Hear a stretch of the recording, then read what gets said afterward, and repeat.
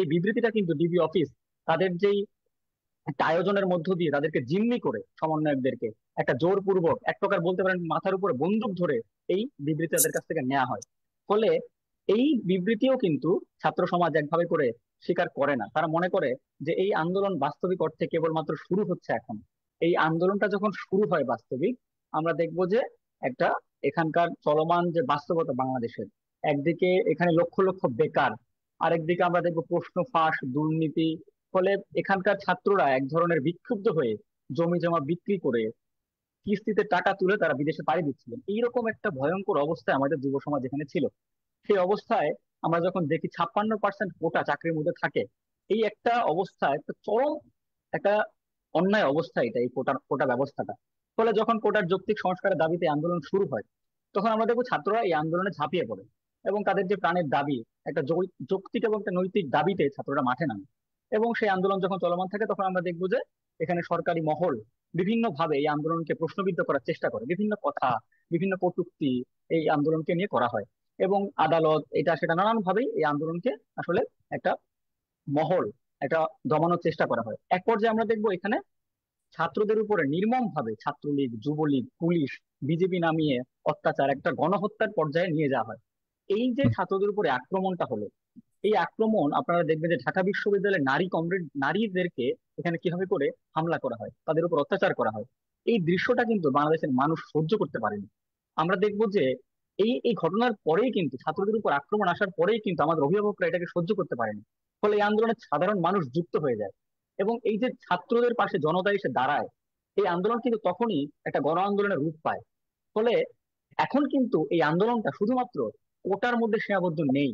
একদিকে চলমান যে মানুষের যে একটা হাহাকার জীবন, আমরা দেখবো এই দেশে গত বছরের পর বছর ধরে একটা দুঃশাসন এখানে চলছে। একদিকে জিনিসপত্রের দাম বাড়ছে, মানুষের চাকরি নেই, খাবারের কোনো নিশ্চয়তা নেই। এর মধ্যে আমরা দেখবো এখানে ভোটের অধিকারটা পর্যন্ত মানুষের নেই।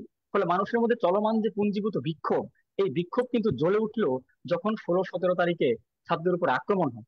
ফলে এই আন্দোলন কিন্তু শুধুমাত্র এখন ছাত্র আন্দোলনের মধ্যে নেই, এই আন্দোলন একটা গণ আন্দোলনের রূপ পায়। ফলে জনগণ যেখানে নেমে আসছে সেখানে কিন্তু শুধু একজনের বিবৃতির মধ্য দিয়ে এই আন্দোলন শেষ হতে পারে না।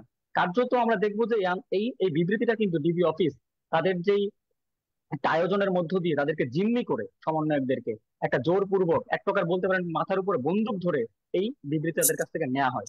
ফলে এই বিবৃতিও কিন্তু ছাত্র সমাজ একভাবে করে স্বীকার করে না। তারা মনে করে যে এই আন্দোলন বাস্তবিক অর্থে কেবলমাত্র শুরু হচ্ছে এখন।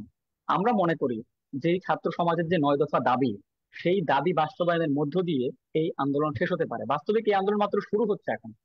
ফলে কিন্তু এই যে বিবৃতিতে অবস্থাটা, সুস্পষ্টভাবে বিবৃতিতে সাজিদ আলম বা যে পাঁচজন ডিবি হেফাজত থেকে তারা সুস্পষ্টভাবে বিবৃতি বলেছে যে যে দাবি নিয়ে আমরা আন্দোলন করেছি সেটি সরকার মেনে নিয়েছে। এই জায়গাটা তারা স্পষ্ট করে। না, এই দাবি কিন্তু আদায় হয়নি। আপনারা দেখবেন যে শুধুমাত্র বিচারের যেই কথাগুলো এখন ছাত্রদের মধ্যে থেকে এসছে, যে যে গণহত্যা হলো, ছাত্রদের উপর রক্তের বন্যা বইয়ে দেওয়া হলো বাংলাদেশে, সেইটার কি হবে?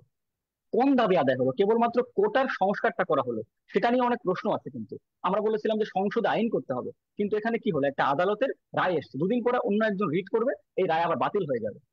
এখানে একটা প্রশ্ন থেকে যাচ্ছে। আবার আমরা বলছি এই সময় যদি এই এই এই যে রায়, আদালতের রায় বা সরকারি যে আলোচনার জন্য ডাকা, সংলাপ করার জন্য ডাকা, সেটা যদি আন্দোলনের শুরুতেই করা হতো তাহলে কিন্তু এত কিছু ঘটতো না। ফলে এই যে আন্দোলনটাকে এইভাবে করে হামলা করিয়ে গণহত্যার মধ্য দিয়ে নিয়ে গিয়ে এই এই রক্তপাত করানো হলো, তাহলে এই রক্তের বিচারটা হবে কোন দিক থেকে? তাহলে আমরা মনে করি যে এখন ছাত্রদের সামনে নতুন ভাবে এসছে যে এই গণহত্যার দায় সরকারকে নিতে হবে। তার মানে এখন আপনাদের আন্দোলনের দাবিটা এখন মূলত কোটার মধ্যে নাই, আপনি বলছেন যে এটি এখন আরো অন্য মাত্রা যুক্ত করেছে এবং অন্য মাত্রায় গেছে, যে পরবর্তী যে ঘটনাগুলি ঘটেছে এবং অনেকের হত্যাকাণ্ড করেছে সেটির এখন বিচার এবং আপনাদের ভাষায় গণহত্যা বলুন অন্যান্য বিষয়ে এখন সরকারকে আপনারা জবাবদিহিতার সামনে আনতে চাচ্ছেন এবং যে কারণে আন্দোলন চালিয়ে যাচ্ছেন। যে ডিবি অফিস থেকে যে বিবৃতিটি এসেছে সেটিকে আপনারা কেউ মানছেন না এখন পর্যন্ত, আপনাদের কথা থেকে যতটুকু স্পষ্ট বুঝতে পারলাম। সরকার এই আন্দোলনটাকে দমানোর জন্য, আন্দোলনটাকে থামানোর জন্য কত ধরনের নিকৃষ্ট রকম উপায় অবলম্বন করছে। একদিকে আমরা দেখলাম যে সারা দেশে ইন্টারনেট বন্ধ করে দেওয়া হলো, সেনাবাহিনী নামানো হলো এবং হচ্ছে যে কারফিউ জারি করা হলো। এবং দমন পীড়ন ম্যাচগুলিতে বাসাগুলিতে কি ধরনের হচ্ছে তারা যে অভিযান চালাচ্ছে, ধরে নিয়ে যাচ্ছে, এই একদিকে এই ধরনের এইভাবে দমন পীড়ন করা হচ্ছে, অন্যদিকে হচ্ছে এই আন্দোলনটাকে ভিন্ন খাতে প্রবাহিত করার জন্য আমরা দেখছি মানে সরকার এমন হেন কোনো কাজ নাই যা করে নাই। আমরা দেখলাম পত্রিকায় আসলে যে চট্টগ্রামের শ্রমিক লীগের নেতা হচ্ছে যে ট্রাক বাস পোড়ানোর জন্য মানে 4 লাখ টাকা দিয়ে চুক্তি করেছে।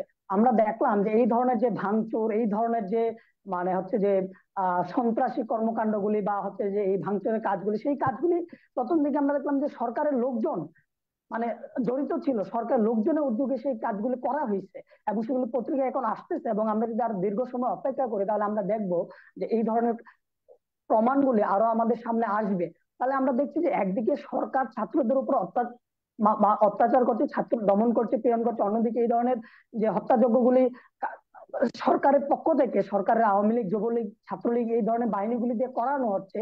এই একটা প্রমাণ আমরা পাচ্ছি। অন্যদিকে আরেকটা ব্যাপার হচ্ছে সাধারণ মানুষ এই যে দীর্ঘদিন ধরে যে একটা অগণতান্ত্রিক শাসন, এই যে আমরা দেখছি যে দীর্ঘদিন ধরে যে ভোটাধিকারহীনতা, এই যে মূল্য বৃদ্ধি, এই যে বেকারত্ব, এই যে শিক্ষার সুযোগ থেকে ছাত্ররা বঞ্চিত হচ্ছে, চাকরি পাচ্ছে না, মানুষ বিদেশে চলে যাচ্ছে, আত্মহত্যা করছে, মানে এই যে একটা অরাজক পরিস্থিতি চলতেছে, এই অরাজক পরিস্থিতিতে মানুষ যখন আসলে তার যে পুঞ্জীবিত ক্ষোভ, ছাই চাপা যে আগুন, সেই ছাই চাপা আগুন যখন হচ্ছে যে বেরিয়ে আসছে, যখন হচ্ছে যে সামনে আসতেছে, তখন আমরা দেখছি যে মানুষ কিন্তু, ছাত্ররা কিন্তু আন্দোলনটা শান্তিপূর্ণ ভাবে করছিল এবং সেই আন্দোলনের সাথে যখন শত শত মানুষ মারা যাচ্ছে তখন সাধারণ মানুষ যুক্ত হচ্ছে সেই আন্দোলনটাতে। এবং আমরা দেখলাম যে সাধারণ মানুষ যুক্ত হওয়ার পরও আন্দোলনে কিন্তু শান্তিপূর্ণ উপায়ে চলছিল। যতটা নৃশংসতা তো সরকার চালিয়েছে, সেই পরিমাণ নৃশংসতা কিন্তু আন্দোলনকারীরা চালায় নাই। তাহলে আমরা দেখছি যে সরকার এই আন্দোলনটাকে ভিন্ন খাতে প্রবাহিত করার জন্য এই এই ধরনের ট্যাগিং এর রাজনীতি, এবং সেই ট্যাগিং এর রাজনীতি এটা আওয়ামী লীগের সেই পুরনো দিনের রাজনীতি। একদিকে সে তার মতের বাইরে গেলেই সে মুক্তিযুদ্ধের বিরোধী শক্তি বলছে, সে হচ্ছে রাজাকার বলছে, উন্নয়ন বিরোধী বলছে, এই ধরনের ট্যাগিং দিচ্ছে, জামাত শিবির ট্যাগ দিচ্ছে। তাহলে এই সাধারণ মানুষ, আমরা দেখছি যে, আমরা যদি দেখি যে এই আন্দোলনটাতে হাজার হাজার মানুষ, এই এই মানুষ আসলে সাধারণ মানুষ, এটা কিন্তু আসলে কোনো ধরনের অপশক্তি না, এটা কোনো ধরনের হচ্ছে যে মানে ভূত ভর করা না। এই আন্দোলনটা সাধারণ মানুষের পুঞ্জীভূত ক্ষোভ, এবং এইটা যে সাধারণ মানুষের আন্দোলন, এটাকে আড়াল করার জন্যই সরকার এই ধরনের ট্যাগিং এর রাজনীতি করছে এবং এই ছাত্রদের উপর এই ধরনের অভিযোগগুলি চাপাচ্ছে।